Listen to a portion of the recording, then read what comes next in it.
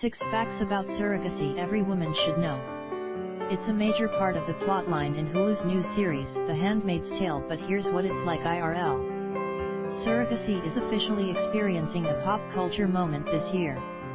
We've seen it discussed on Keeping Up with the Kardashians, and more recently, it's been thrust back into the national conversation via Hulu's The Handmaid's Tale, an adaptation of Margaret Atwoods' 1985 novel of the same name. The show is set in a not-so-distant American future in which reproduction rates take a nosedive and fertile women are subsequently forced into conceiving children for elite couples. Of course, this totalitarian premise is far from a realistic portrayal of the surrogacy process. It does, however, beg the question, what does the real-life version of this look like?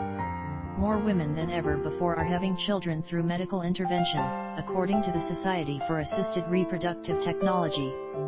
And however far-fetched Atwood's infertile future may seem, there's a lot to be learned about what goes down when it comes to surrogacy. Whether you're thinking about having a child through a surrogate, becoming a surrogate yourself, or are generally curious about how the process works, here's what you need to know. Realize there are different definitions of the term surrogate. In traditional surrogacy, a woman is artificially inseminated with the father's sperm, or a donor sperm. She carries the baby to term and gives it to the couple, but is the biological mother of the child, as it was her egg that was fertilized, says Marie D. Werner, MD, of Reproductive Medicine Associates of New Jersey. Then there's gestational surrogacy. Through IVF, the mother's eggs are collected and fertilized by the father's sperm. A fertilized embryo is then placed in the gestational surrogate's uterus and she carries the baby to birth. In this case, the surrogate is not the biological mother, as it was not her egg that was fertilized, says Werner.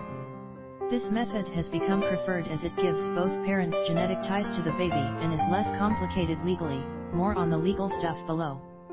Get the latest health, weight loss, fitness, and sex intel delivered straight to your inbox. Sign up for our daily dose newsletter. What Hollywood tabloids may have you believe, a surrogacy is never or, at least, rarely executed out of convenience or to spare the mother's body. Surrogacy is only recommended for medical reasons, says Werner. The most common indications include absence of the uterus, a significant uterine anomaly, absolute medical contraindication to pregnancy, or biological inability to carry a child. Options when it comes to who will carry the baby. For some, it's a family affair and others see it as strictly business. A surrogate may be a close family friend or relative, but oftentimes the most successful arrangements are with a carefully screened non-related individual, says Werner. There are agencies such as Circle Surrogacy, Golden Surrogacy, and Creative Family Connections, which specialize in finding gestational carriers for intended parents. If you go through the process with an agency, the typical timeline can be anywhere from 16 to 23 months from when you start your search to when you have a baby. Requirements for women applying to be surrogates, gestational or traditional, is that they've had a baby before. In addition to this, the surrogate must be at least 21 years old, says Werner.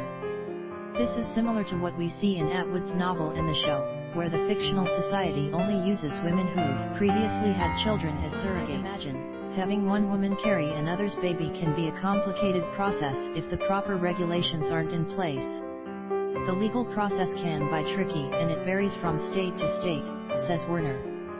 The variables are quite different, though, as some states, including New York, Louisiana, and Washington, don't recognize compensated surrogates at all, making it more difficult to transfer the baby into the parent's care. For example, in New York, the woman who gives birth is defined as the birth mother. According to this law, a gestational carrier in New York has preferred parental status with respect to a child she carries but is not genetically related to, even above the parental status of the genetic intended parents, according to the Creative Family Connections agency and law firm. It's important to check your clinics and states' regulations for both implantation and delivery to make sure your rights are protected, says Werner. A reproductive lawyer is always recommended to protect the rights of all involved parties. Time and analysis goes into making sure the surrogate and parent, are a match. There is a detailed screening process for the intended parents and the gestational carrier to ensure compatibility for all involved parties, says Werner. This may include a psychosocial assessment and infectious disease screening. All of that comes at a cost. How much is dependent on several factors. For example, if you choose to use an egg donor, that adds an extra $15,000 to $20,000 to the price tag. It differs by situation, but if you include the cost of medical care, an agency fee, surrogate insurance, egg donation, psychological support, and the surrogate benefits, you're looking at a bill that's well into the six-figure range.